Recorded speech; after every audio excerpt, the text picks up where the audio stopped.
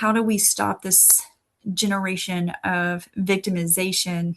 And it begins with just believing the woman and creating a safe place to empower them to become survivors and have agency over their own bodies.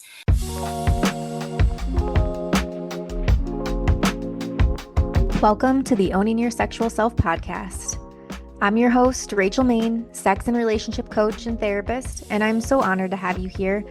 This podcast was created as a space for honest, nuanced, shame-free conversations about sex, intimacy, desire, relationships, and what it really means to feel at home in your body. Whether we're talking about pleasure, boundaries, communication, healing, or the messy middle of long-term relationships, this is a place where you don't have to have it all figured out in order to belong. As I enter into my 6th year of podcasting, I feel more committed than ever to helping you soften the pressure, trust your body, and build a relationship with your sexuality that feels grounded, empowered, and true to you. So take a breath, let yourself arrive, and know that wherever you're starting from is more than enough. Now, let's get into today's episode. Hey, we are back officially. Had a little unanticipated break there in the show, so thank you for your patience and thank you for continuing to listen to the show. Sometimes you just need to honor the break and the capacity that you have. And so just thank you all so much, listeners, for being patient with me.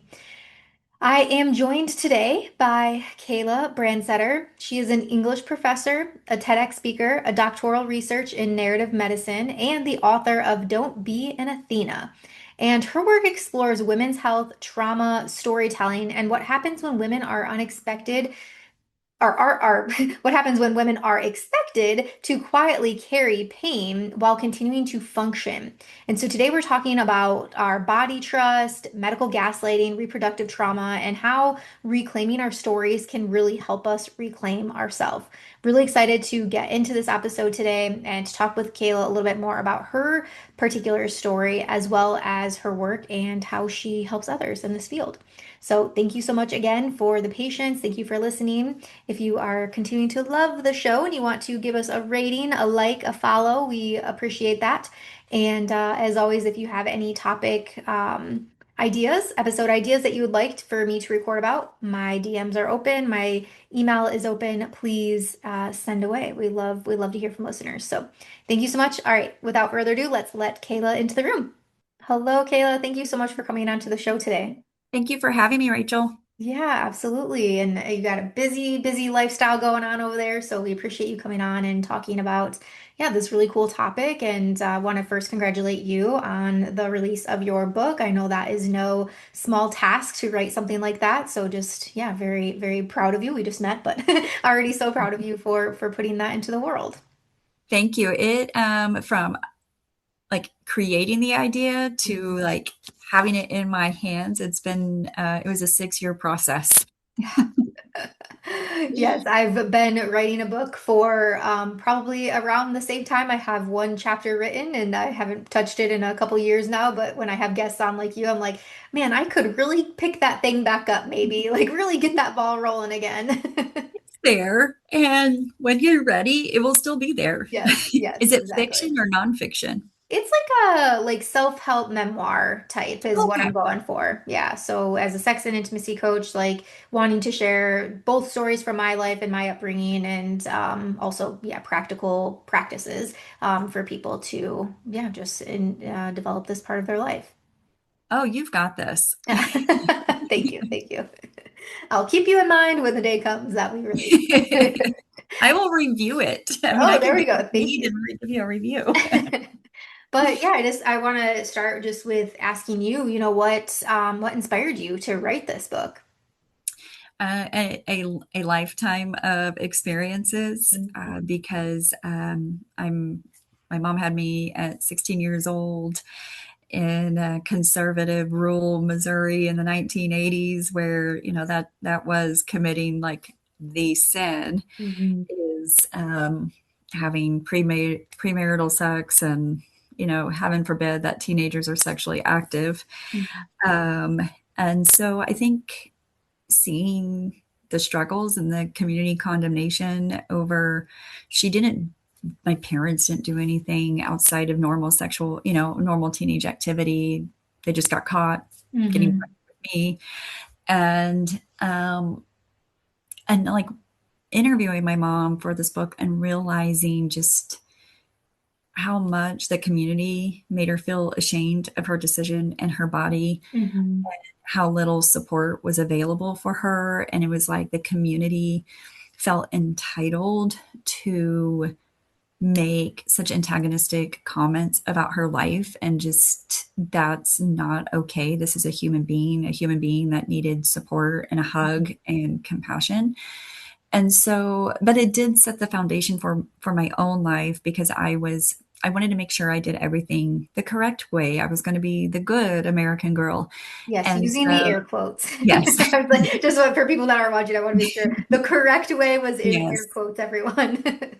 Because I graduated high school, I graduated with honors, I was NHS president, but and I go to college. I met my husband in college. I got married young and developing this like romanticizing about, okay, it's going to get married, and we're going to have kids, and you will go to church 2 days a week. And then infertility hit. And so, and I realized when we had gone through infertility, and when you go through infertility, like your sex life is so open with your doctors. And then people feel, again, kind of this entitlement of when you're going through something, people just feel like they can give you all sorts of advice, whether you want it or not. And I realized that despite my best efforts of trying to follow society's narrative of my life, you can't stop life from happening. And when that does happen, you're not exempt from judgment in that area as well. Mm-hmm. So infertility opened my eyes to all sorts of judgment. So my mom carried the weight of teen pregnancy. I carried the burden of infertility. And so, I mean, I did go on and I had two kids. I had one procedure in between my two kids. I had a miscarriage. And when COVID hit and I had this 5-year old and I had a 6-month old, I realized everything that I had survived and some of the sacrifices that I had to make, and realized, why am I trying so hard to fit into society's narrative Mm-hmm. when people are going to judge you no matter what? And it seems so freeing to just live my life and not caring what other people think. But I was very public with my infertility and my miscarriage, and women would come to me. They would privately message me on Facebook. They would send me text messages. And this idea of creating this book formed, and it's a book about visibility. I wanted women to feel visible when they were feeling invisible, and I wanted to remove shame and have empathy and compassion and create a safe place for women to talk about their reproduction and their sexuality and just the lack of resources and the lack of education, so we can remove the shame and actually talk about women's health and women's mental health and empower women to become survivors and not become victims to society. Mm-hmm. Mm-hmm. Yeah, like giving really in your own story, but also giving women this place to have their voice, use their voice, and to be seen. I think that's beautiful. And yeah, I love when people really like take their own stories and then translate that into something that can be helpful for other people. I think it really helps others, just not feel so alone in what it is that they're going through, which I think is an important part to healing too. And yeah, with the storytelling, right? Like storytelling can be so healing.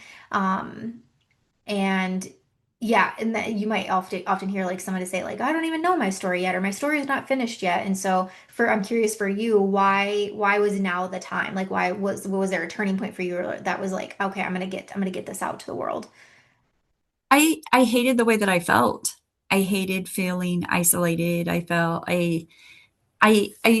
I think what I hate more than anything or dislike the most is you're talking and you're trying to express how you're feeling, but you don't feel heard. Hmm. It's like your mouth is moving and people are like, yeah, yeah, yeah. And it's like, Hmm. you're not understanding. Like, I think it's difficult to understand when people can't empathize with you or be compassionate to your own experiences. And so that was what was so important was when I have survived poverty and my mom going through domestic violence and all of that. And then I've also survived infertility and extreme morning sickness and a miscarriage. And I thought it was time to just speak out and feel heard and feel visible and create a platform to where we can have honest conversations about the women's bodies and about women's bodies. And just I really wanted to create a safe place for women, and I would like to see um, society move forward in how we treat women. Because I started writing this book and this idea in 2020, 2021. And so um, it was already, and then when Roe v. Wade was reversed, it Mhm. just kind of continued to light a fire that this needs to be told, because these are real women's stories and very real consequences are happening on bad policy choices and policies that are being passed without hearing women's stories. And Mhm. so that just kind of solidified like, why now? Did I anticipate the political and social environment when the book was going to be released? No, I did not. Do I think it's a book that is needed in a time like this? 100%, because I think it removes all the noise and gets to the humanity of what is going on in this country. Mhm. Mhm. How did you find that writing this book helped you in your own healing? It helped me because I realized I wasn't alone. And I think when I interviewed women from like rural Idaho all the way to New York City, you would think that maybe these two women in this country who have vastly different lives couldn't be connected, and they are connected. They are both saying, I want to be visible and I don't want to be judged and I want the shame to be removed and I would like to have more resources and more education. And that was kind of eye-opening and healing for me. Is like I felt like I was isolated. I was the only person going through this, because when you're going Mhm. through grief and you're going through something tragic, like you have tunnel vision and it is kind of focused on yourself, that when you start branching out and looking at stories and finding other women, you're realizing you're less alone. And Mhm. what you are wanting, you're not asking a lot, because what you're wanting is what other women are wanting. You just kind of have to like branch out of your own circle.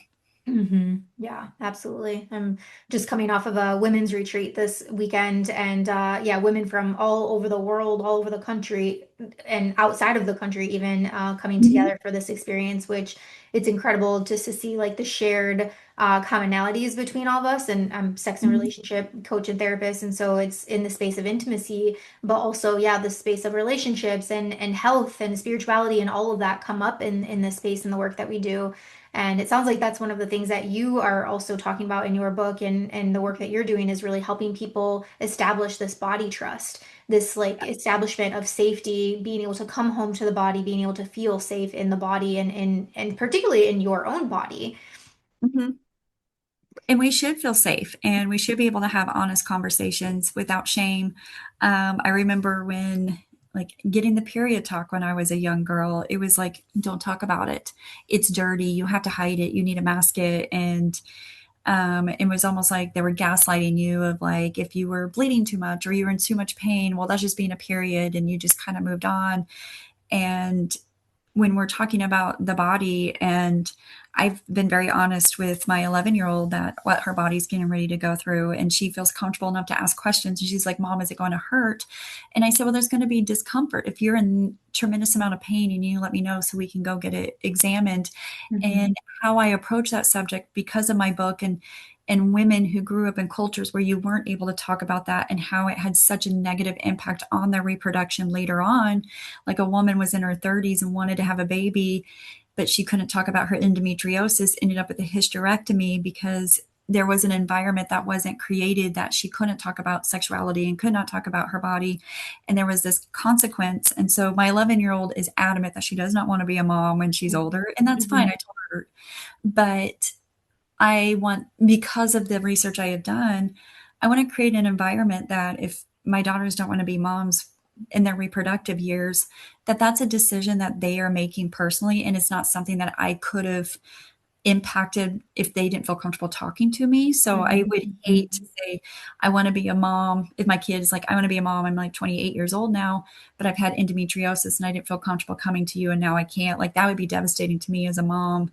And so Mhm. like creating that safe place and understanding what intimacy is and that um, being intimate shouldn't hurt physically or emotionally and that Mhm. like and raising that awareness to women and their bodies. Yeah, yeah, very health forward and it sounds like also sex positive in the household as well. And so, yeah, I think that's beautiful. You're doing a great job as a mom, it sounds like, really offering them that space and that agency as well. And yeah, just around the period story, I just imagine, and I've worked with thousands of women at this point, but hearing stories like that of getting the period for the first time and not knowing what that is, Oh not yeah. knowing what, I just imagine, right? Like being in school and getting your first bleed and wondering why is my body bleeding? Why is my vagina Mhm. bleeding? Like, what is going on here? Not knowing the embarrassment that you feel, not knowing who to go to or what to do in those moments. And it's still so shocking to me that it feels weird for people to talk about. Our bodies have been menstruating for Mhm. literal thousands and thousands of years. Like, this is not Yes. new information. No, and that society hasn't evolved to a woman's body. And I find it, I mean, kind of on topic, off topic is I find it insulting that we're just now testing period products with actual human blood and not like Mm, chemicals and other fluids because like how that impact on diagnosing endometriosis because the consistency that you were testing these products did not match human blood and like mm, that's devastating and like you mhm. can't even give us enough respect to properly test the products that we absolutely need and needed for thousands of years. And yeah, and working with the most intimate, arguably the most sensitive part of the body. Oh yeah, Mm. absolutely. Yeah. We could talk probably for hours on this and all the things that like piss us off in Oh, the world. 100%. Like I do get pissed off, but if you have a tween, Red Drop is a company that designs period products specifically for the tween body. And Mm-hmm. so that was nice. And but like yeah, I taught high school for 10 years before moving into higher ed, and I taught in a K-12 building. So like it was a tiny high school, and we had I think close to I don't know, this would have been about 7 or 8 years ago. We Mm-hmm. had a fifth grader who started her period and started crying because she thought she was dying. And because there wasn't that communication. So I started having that conversation with my daughter when she was like 7, 8 years old about what her Mm-hmm. body could potentially do. And are we getting closer to starting? Yes. I was around 13. I imagine she'll probably be around that same age. Mm-hmm. But it wasn't, and she'll tell me, she goes, "Do you think I'm getting ready to start?" And I said, "I don't know." But I'm like, me having this conversation with you is not just about you. It's about you may have a girl in your class who's going to start her period Mm-hmm. and Mm-hmm. her mom did it. And so I prepped her and I said, so she has a period pack, a little package in her bag. It's designed for the tween body. And I said, if somebody starts their period and they don't know what's going on, what are you going to tell? She goes, I'm going to calm her down, explain what's going to go on, and then I'm going to go to my bag and I'm going to get her products. So Aw. I think it also starts with us as moms of like, we have to remove the shame and Mm-hmm. I'm big about empowering the next generation of women. And that also starts with me and how I teach my daughters on how to approach the period talk. And that includes we don't shame other women. If somebody leaks or one of your friends starts her period, it is our job to remove her shame and make her Mm-hmm. feel hurt. Mm-hmm. That's so beautiful. Gosh, I could have used a daughter like yours when I was growing up. Right? Kids can be so brutal and so We, cruel to each other, especially around those things. And yeah, again, in the work that I do, it's like learning about people's upbringings and the stories and the shame Mhm. stories specifically that they have. And um, yes, we're just kids. We don't know any different or we're not told any different at that age, but it can be damaging to people long term, really. So. Yes.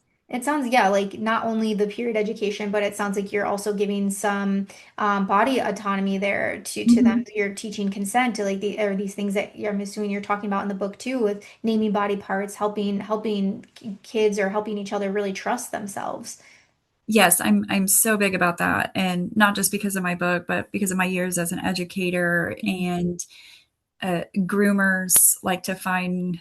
kid Mhm. friendly terms for genitalia. And I've had a hotline cases that are heartbreaking, and it comes from calling the vagina a cookie or a flower and Mhm. trying to find ways to where they're not going to get caught. And so my girls know that they have a vagina and this is what it does. And it's not a dirty word. This is an anatomical term. Mhm.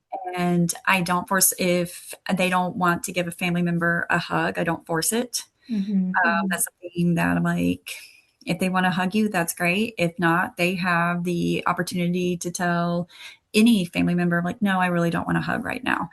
Because I think that's so important that they have control over their bodies. Mhm. And so now that my 11-year-old is getting older, and I always try to ask permission because she will like she'll ask a question about her body, and then I'm like, well, do you feel comfortable with me seeing? And then she'll show me. But like I give her the opportunity to say, hey, do you feel Mhm. comfortable? And I think that's just so important that she understands that she has control over what she chooses to show and not show. And it's tied to her health just because like there's some traumatizing stories in my Mhm. book. Mhm. Been in education for 16 years, and I think empowering our children to know that they have agency over their body and they can say no, and allowing them to say no without feeling shame of saying no is such an important skill for anybody to learn. Mhm. Mhm. Yeah. I want to take a quick moment to share something simple that can help support your overall health and your sexual health too. You may have heard me say previously hydrate, meditate, and masturbate. And today we are talking about the first one of those three, hydration. Hydration is one of the most overlooked foundations of how our bodies function. When we are even mildly dehydrated, it can affect our mood, our energy, circulation, and how connected we feel to our bodies. All of that matters when it comes to desire, arousal, comfort, and pleasure. Hydration supports blood flow, tissue health, and natural lubrication, which plays a huge role in how responsive and comfortable your body feels during intimacy. Instant hydration is more than just water. It's backed by science and designed to actually help your body absorb and retain hydration. The formula is packed with electrolytes that support optimal absorption so that your body takes in water faster and stays hydrated longer. It also uses a balanced blend of natural ingredients free from artificial additives to support your body's daily hydration needs. And it's great for faster recovery after workouts or simply just staying energized throughout the day. I personally love how easy these packets make hydration, especially on my busy work days or during travel, or just on those days where my energy is feeling low. And if you're curious, my favorite flavors are raspberry, cherry limeade, and mango pineapple. So if you're looking for a simple way to support your energy, your body, and your sexual well-being, this could be a great place to start. You can use my code Rachel33826 to save 40% on all instant hydration packets. That's Rachel33826 for 40% off, and we will make sure to link this in the show notes for you. Supporting your sexual health does not always start in the bedroom, everyone. Sometimes it just starts with some simple hydration. With the title of the book, so don't be an Athena, correct? Yes. Yes. I had to like Yes. re-look at that. That's right. What, tell me more about the title. Like what does this mean? What does the Athena mean? And yeah, explain. So there's a lot of plurality to my book. Yeah. And so I play on the goddess Athena and Medusa legend as Mhm. like this extended metaphor and allegory to the 21st century woman. And so Athena is responsible for turning Medusa into this famous monster that we know of her today. Mhm. And I go off of the Roman poet Ovid's interpretation of Medusa and Athena, in that Medusa sexually assaults, or yeah, Poseidon sexually assaults Medusa in Athena's holy temple. And as a result, Athena turns Medusa into this monster, like victim shaming and the rage and the jealousy instead of going after the perpetrator. And I feel like that's something that we continue to see in the 21st century of you have a man or an individual of high power taking advantage of a vulnerable woman and not being held accountable for his actions. Mhm. And that has been a common, I think a common crime for thousands of Mhm. years. And it was a woman of power who turned a vulnerable woman into a Mhm. monster. How often do women sometimes are just as responsible for the patriarchy and shaming women's bodies as much as men are? Mhm. So she turns Medusa into this monster after Medusa was raped. And Athena was also responsible for Medusa's death. She provided Perseus with the proper weapons to defeat Medusa. And when Perseus beheads Medusa, Medusa becomes a mother. Like, she had two children formed in her death. And then Perseus uses her head as a shield to defeat a king to protect his mother from the king. Mm. And then Athena and a lot of the Olympians use Medusa's head as a shield and as like this protection. So it just made me wonder of what would Medusa's story be like if Athena had empowered her to become a survivor instead of victimizing her to become a monster. And by victimizing her to become a monster, there were other victims because she did turn other men into stone. And like, how do we stop this generation of victimization? And it begins with just believing the woman and creating a safe place for to empower them to become survivors and Mhm. have agency over their own bodies. Another interpretation was Athena kind of had her own shame that she couldn't protect Medusa and like she overreacted. Mm. So she turns her into Medusa where no man could ever touch her ever again, Mm. which Mhm. kind of robs her of the opportunity to heal, in Mhm. my opinion. Mhm. And how often do we sometimes overreact in our own shame of our failure to protect something? And I think both are human reactions. And so each chapter is tied to the overall myth. And not every chapter is tied to sexual assault, but it is tied to like women being, whether it was through society or through individuals in their lives, Mhm. demonizing these women and them finding the resilience to survive anyway. Mhm. Mhm. Yeah, thank you for that. I love just the thought and the intricacy to all of that. It sounds, yeah, very very interesting, and just to see the correlations and the parallels to that in our now everyday world that we're living Mhm. in. Makes you sad, and I think on the other end, like, makes you hopefully want to do something about it and take charge in that. Yeah, I hope so. I deal with, I mean, these are women, different ethnicities, different religions, different education backgrounds, and Mhm. socioeconomic backgrounds, and just everything. And it ties in how society failed these women. It's tied to how sometimes religion has failed these women. It's tied to how sometimes family members have failed these women, and them finding the grit and the willpower to survive anyway and create a life that they want and not based on what other people want. Mhm. Mhm. Yeah, helping them develop more of that agency and autonomy. Mhm. What is, yeah, just as we're kind of coming to a close, I'll ask some, doesn't have to be rapid fire questions. You don't need to feel like you have to answer quick, but yeah, what do you feel is one thing that every woman deserves to hear? um, that she's strong. Mm-hmm. You're so much stronger than what you think you are. Mm-hmm. Yeah, love that. Strong, capable, worthy, all of that. Mhm. What is one myth about women's bodies that you wish would disappear? Um, that I wished that we are strong. I know that goes off with my adjective I've used that we're strong. We're strong. That is clear. We are resilient, but it doesn't mean that you deserve to live in pain. And I Mm-hmm. think because we know so little about periods and about the woman's body, that we just assume that because we're designed to to give birth, that we can tolerate a tremendous amount of pain. And I think that myth needs to go. Of Mm-hmm. if you're in pain, you deserve to feel heard, and that we find ways to help the pain. Mm-hmm. Mm-hmm. Yeah, thank you. And last one, mm, what brings you back home in your body? Like, do you have any personal practices that you use and like?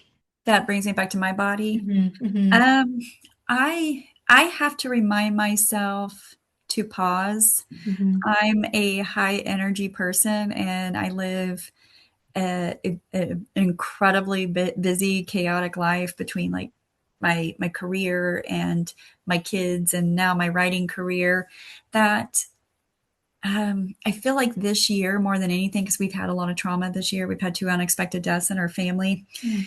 And not to get morbid, but it just made me realize we're going to be dead far longer than we're ever alive. Mhm. And I think when you realize that, it gives you the opportunity to hit the pause button. And so I have to remind myself to don't go on my phone, stay away from technology, and just find the extraordinary in the most ordinary moments. And I know that sounds so cliche, but now that I'm getting older, I understand that. And it's okay for me to go out into my porch on my swing and just be, like, feel the wind, listen to the wind, I'm turning into the stereotypical millennial bird lady. And so, Same.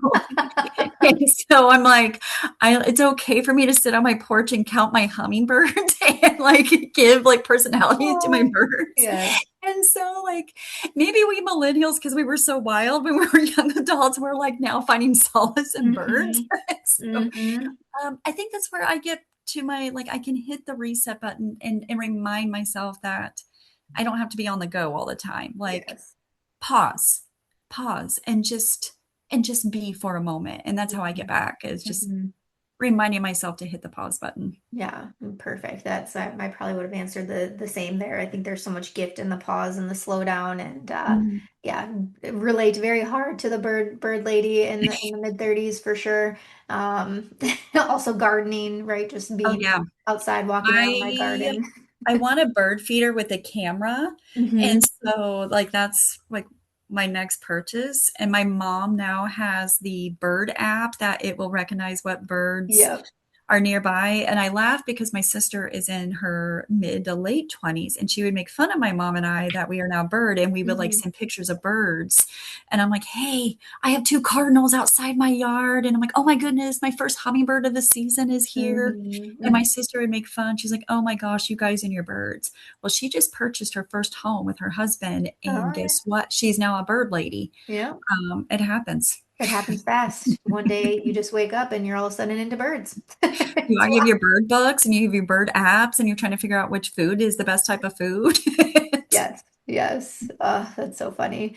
Um, well, Kayla, thank you so much for coming on to the show Thank today. you. Thank you for this conversation. If people want to check out your book or follow you or get in connection with you, what's the best way for them to connect with you? So they can find me on my website, Instagram at kbranstetter87, LinkedIn, Facebook, and I do have a TikTok, and I just posted my first TikTok video Nice. ever. Um, and so I don't like managing so many social media accounts. Hmm. So like I'm there. I'm trying to get better at like my public accounts. As far as my book goes, like this is directly from my publisher. It's beautiful. It's professionally done. They take the time to really publish and make this look great. You can order directly from my publisher, which is Ozark Hollow Press. But if you're like wanting instantly, the shipping is delayed because they are taking the time. Hmm. Amazon, Barnes and Noble, and Walmart are print on demand. So the quality of the book may not be as great, but if Hmm. you're wanting it now, that would be the quickest way. Perfect. You can send me an email if you're wanting a signed copy. I do have books. So if Hmm. you want me to personally uh, like mail them to you with Hmm. signed, you can just shoot me an email or find me on my social media accounts and I'll get it done. Um, you don't have to read every chapter to get the next chapter. They're just a collection of stories, a collection of essays. I do have content warnings, so women have agency to Yeah. decide if they want to read that chapter or not, if they're ready to revisit some of their traumas. And then I also have helpful resources because when I was going through everything, it would have been nice to have like a list. Hmm. I have mental health resources, love is respect, domestic violence hotline, maternal health hotline, Beautiful. how to overcome, like if they've been sexually assaulted, Planned Parenthood, social services and community support. So everything is in there. It's not just a book about visibility, but I really wanted to create a book about empowerment and taking control of your life and finding the resources to Hmm. help navigate you for that next step. Hmm. Awesome. Well, thank you so much. And again, congratulations on publishing the book. And yeah, really excited that hopefully this show will have the book into more listeners' hands. All right. Thank you, Rachel. I appreciate it. Yes, absolutely. Thank you so much for spending your time with me today on the Owning Your Sexual Self podcast. If today's episode resonated with you, I invite you to pause and notice what stood out, what stirred something in you, or what you might want to explore a little bit more gently this week. If you'd like to support the podcast as it continues into its 6th year, subscribing, leaving a review, or sharing this episode with someone that you trust and love truly, truly means the world to me. It helps these conversations reach more people who need permission to feel less alone in their sexuality and their relationships. You can find more resources, programs, and ways to work with me in the show notes, and I'd love to connect with you beyond the podcast. Until next time, keep honoring your body, your boundaries, and your becoming. I'll see you soon.